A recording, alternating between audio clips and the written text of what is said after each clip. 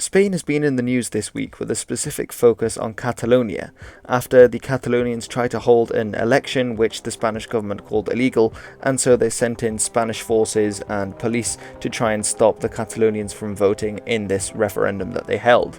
But why is there this distinction between Spanish people and Catalonian people? After all, Catalonia is a part of Spain, at least for now.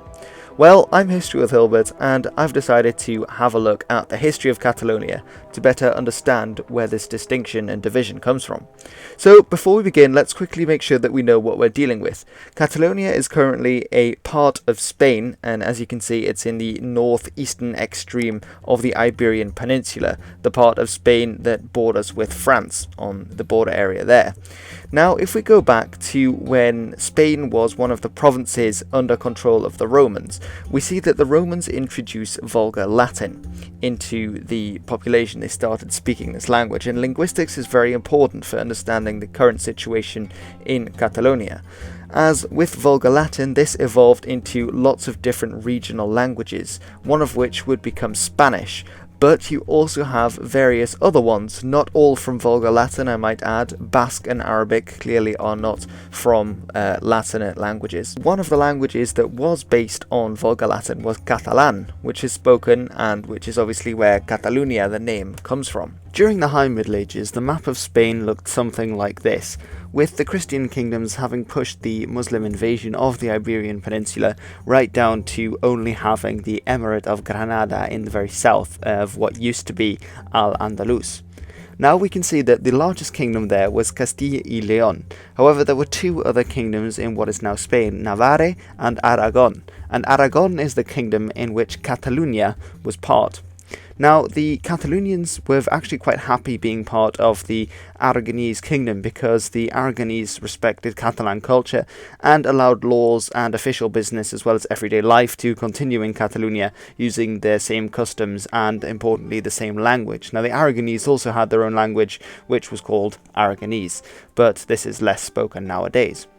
However, when Ferdinand of Aragon married Isabella of Castile, this came to an end, and we can see that this was the real thing that kicks off the start of the Spain that we know today, and then later on the final end of the Reconquista. Catalonia didn't do too badly as part of this new Spanish kingdom until the outbreak of the War of Spanish Succession, which pitted the English, the Scottish, the Hanoverians, the Portuguese, the Prussians and Savoy against the Spanish, the Bavarians and the French.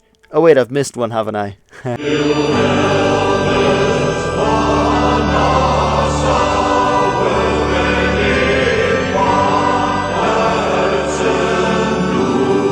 Now, I said that Spain was fighting against the coalition of other European powers, but this isn't entirely true, as half of Spain, the Crown of Aragon, fought against the rest of Spain. The Crown of Aragon wanted to put the Austrian claimant on the throne, whereas the other Spaniards wanted to put Philip V of Spain on the throne of, I believe, the Habsburg Empire, or Spain itself, which was why it's the War of Spanish Succession. Now, this led to the siege of Barcelona as the rest of Spain invaded Catalonia, and Barcelona subsequently fell on the 11th of September, which to this day is the Diada Nacional in Catalan, hopefully I'm getting the pronunciation there, which is the national day for Catalonians, as this marks the end of any sort of independence that the Catalonians had up until much later. Now, this was followed by periods when Catalan was banned as a language in official areas of influence, and basically the Catalonians felt that the rest of the Spaniards, after they had been defeated, were oppressing them, and things like the language weren't allowed to be spoken much, and it was removed from official documentation, so the language decreased in the amount of speakers and the sphere of influence, obviously. Now, this went on up until the 18th and then 19th and 20th centuries, when Catalonian nationalism started to rise up again, as it did with many different nationalistic movements throughout Europe. And in the early 20th century, after the first dictatorship of Primo de Rivera, and then the abdication of, or the removal of, the monarchy in Spain, Catalonia actually went independent for a very short amount of time before it became an autonomous region in the Second Spanish Republic under this man, which essentially meant it was still part of Spain, but it had a lot more freedom to do things that it wanted to do, rather than being under direct control controlled in all matters from a central government in Madrid.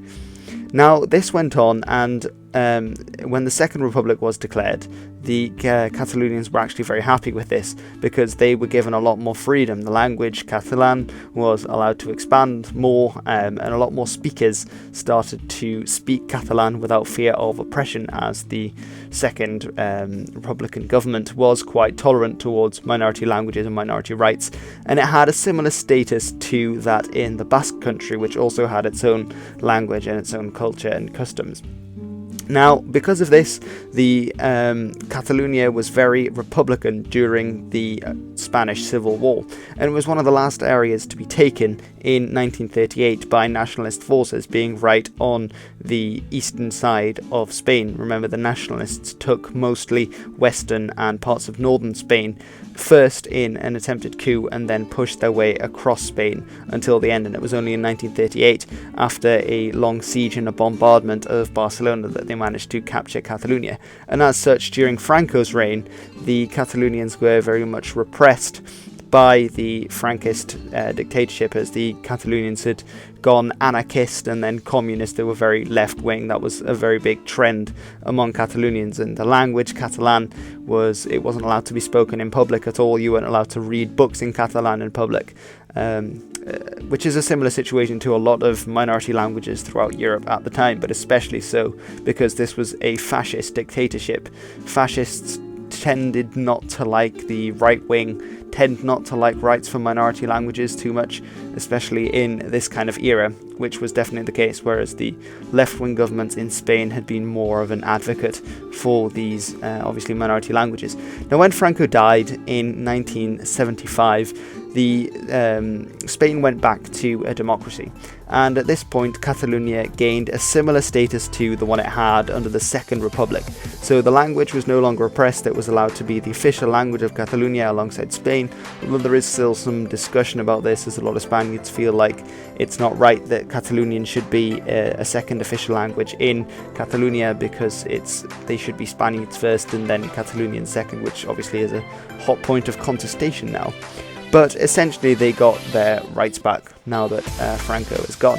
Alright, so this has been my quick little history of Catalonia and why they are separate. Basically, to sum it up, they had a different history to a lot of Spain, but then again, lots of Spaniards did. They had their own language, which was looked down upon at various points in history, and they do feel like they are a separate people because of these different histories and things that have happened. Although, again, lots of people in Spain could say the same thing. Now, if you're interested in the current events and you'd like me to do a video maybe on the current events and why the Spaniards or some Spaniards are so against Catalonian independence and other things like that, then just leave a comment in the link below and I'd be happy to do that, because I've got a few views that maybe I'd like to share if you guys would be interested. But if not, then I don't mind, because I've got plenty more videos coming, including an update video sometime this week and the results to the channel survey. Thank you everyone for doing that. That's been a huge help to me. So everyone, thanks very much for watching. I'm History with Hilbert. If you're new, don't forget to hit the subscribe button or the like button, and if you have any questions or any requests, then just comment in the comment section below. Thanks very much.